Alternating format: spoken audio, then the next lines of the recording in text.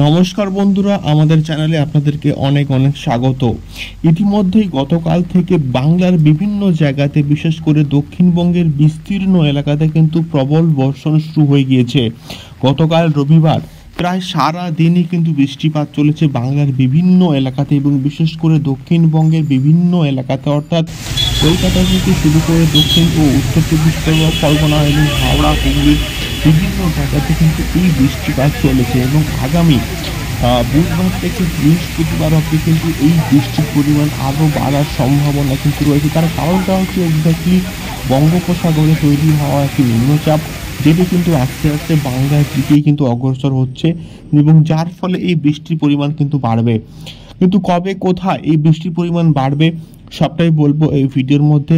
দয়া করে ভিডিওটি একদম শেষ অবধি দেখবেন এবং নতুন হলে অবশ্যই সাবস্ক্রাইব করে আমাদের সঙ্গে থাকবেন এবং পাশে থাকা বেল আইকনটি অবশ্যই বাজিয়ে দেবেন।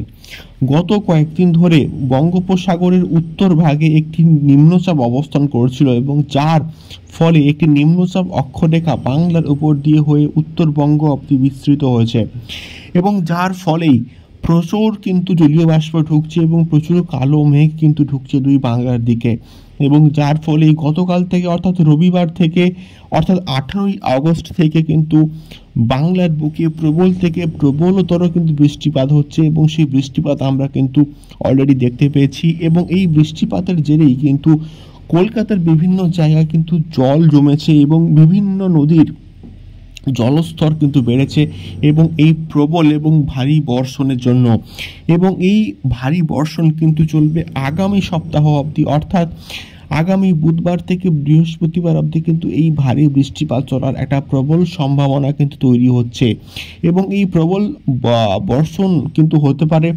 দক্ষিণবঙ্গের বিস্তীর্ণ এলাকাতে এবং উত্তরবঙ্গেও এর খানিকটা প্রভাব পড়ার কিন্তু আশঙ্কা তৈরি হচ্ছে এবং বাংলাদেশের বিভিন্ন এলাকাতেও কিন্তু এই বৃষ্টিপাত চলবে এবং যার ফলে নদীর জলস্তর বাড়বে এবং তার সঙ্গে সঙ্গে কিন্তু বিভিন্ন যে ড্যাম আছে যেখান থেকে কিন্তু জল ছাড়া হতে পারে এবং যার ফলে কিন্তু বন্যা এবং প্লাবনের আশঙ্কা কিন্তু একটা তৈরি হচ্ছে।